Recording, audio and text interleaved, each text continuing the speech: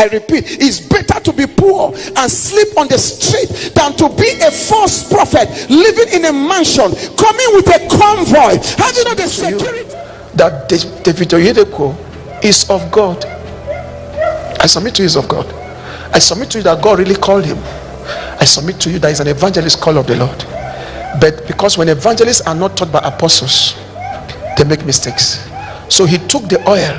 His use of oil was like Israel carrying the ark to the battlefield. But when the ark got to the battlefield, the Philistines hijacked the oil. Oyedepo brought the ark to the battlefield.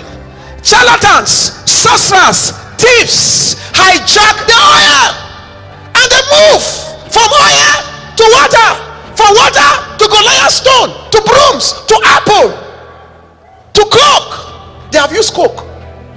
Oh yes, they have. I'm not joking. People like what's the name of this guy who is now preaching all these things? Abel Damina was breaking coconut inside church.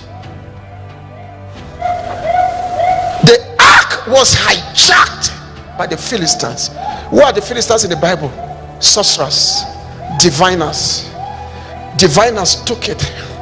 That's why when I look at what Oyedepo's son is doing, I said to myself, the day he will stand and tell his father, drop the oil, that is the day that he will not be leading revival. But whatever he's doing now, it's just nice. It's just nice. Whatever he's doing now is nice. His father brought the oil, took the ark to the battlefield. Do you know, you think for where they use for service to be called Shiloh, you think it's by mistake? I don't know why the church is deaf. The church cannot see the repetition of ancient things in the Bible in our days. Why are they calling it Shiloh? You think it's by error? Those are prophetic message for the sons of Isaac to understand that the ark was taken from Shiloh to the battlefield of people's problems, battlefield of diseases, battlefield of poverty, battlefield of witchcraft. They were drinking the oil, doing everything. It was okay until the Philistines hijacked the ark. We are in a state where the Philistines have hijacked the ark. That's where we are right now. And my job and the job of few others is to deal with the Philistines. You get my point? And tell the church the ark is no longer a piece of wood. You are the ark. I will give you pastors after my heart who will feed you with knowledge and understanding. Then it shall come to pass that you will increase and multiply. You will no longer say, behold, the ark of the Lord is there. Why? Because you will become the ark. A carrier of God on the face of the earth cannot be captured by the Philistines. I said a carrier of God on the face of the earth cannot be captured by the Philistines. That's why I say on Sunday they are shouting revival. They don't know what God is reviving. They don't know. Holding conference in the universities, they don't know what God is reviving, my friend. Until the error of the fathers are confronted, there will be no genuine revival. Because that is where the death of the church started. When they began to bring shadows instead of substance. The substance, which was the Shekinah, followed them to the battlefield. He used to follow Israel to the battlefield, but that day he refused to follow because their hearts were not loyal. Instead of them to now say, why haven't we stepped into the substance? Why haven't we stepped into the substance? Why are we not walking in the spirit? Because your heart is not loyal. They now say, let's go and carry oil. The shadow. And the Philistines have now hijacked it, polluted it. People have taken oil now in certain churches and they caught diseases. Some took oil and they died. A lot of nonsense. I know a woman, she ran to me many years back in Abuja and said to me, you listen to her message, they just scream against this nonsense. And she came to me and she said, a woman just died last week. She said, I was praying for this woman, and she now said that since my prayer is not working, let her go and meet some prophetess. She met the prophet. The thing continued for like 3 years. She was giving me a 3-year story. She came to where the woman died a week before she came to see me. So she said it started 3 years back. The woman was coming to her. What she was doing for the woman, she will only fast for 3 days, pray for her, and the woman will be free. But after a season, the disease will come back because she was a lawful captive, and I've told her how to deal with such things. Now, but she never knew how to deal with it.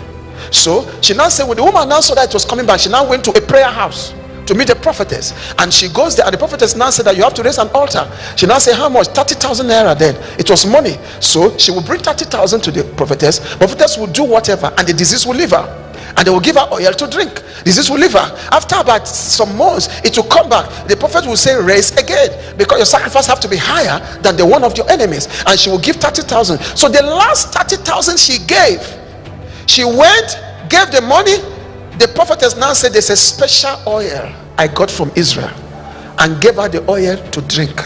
As soon as she left the prayer house, it was at the door of the prayer house she dropped and died.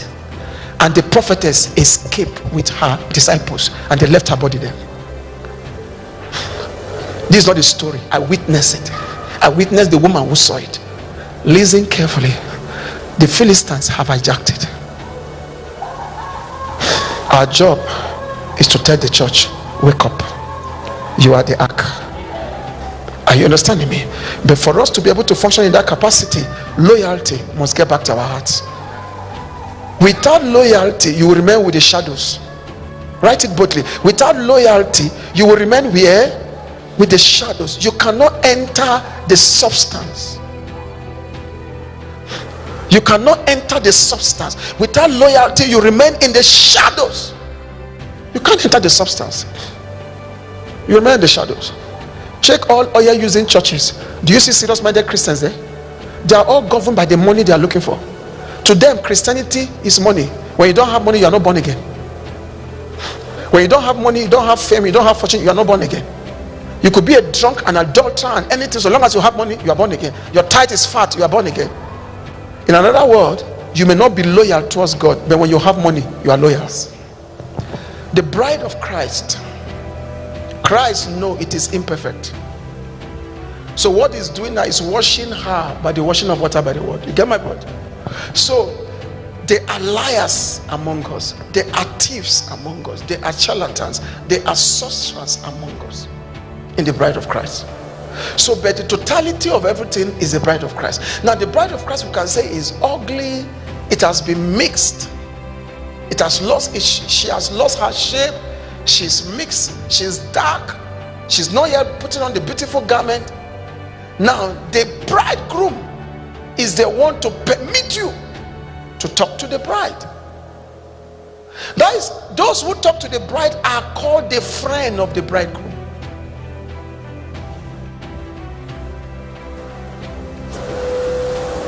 Are you understanding what I'm saying? They are called the friend of the bridegroom.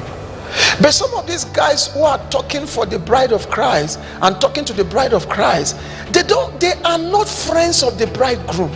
They are just sympathizers of the bridegroom. They are not friends. Some of them are being hurt by the devils in the bride. But has the bridegroom given them permission to talk to his bride? Two things will take them out: either the bridegroom himself or the spirit in charge of the perverted prophets that are in the bride. They will not enjoy divine protection. You understand what I'm saying? Do you know how many years they have been saying God will kill me? The first time they say I will die for confronting the errors in the church, it was 1997. Second time was 98. TV Joshua people. But he himself, he has died. Me, I'm still here. You know why? Because I have the permit. Look at what we have. Okay, since I came to Kenya, even when we were only 3 or 4, I have never reduced the sound of the trumpet against the errors in the church.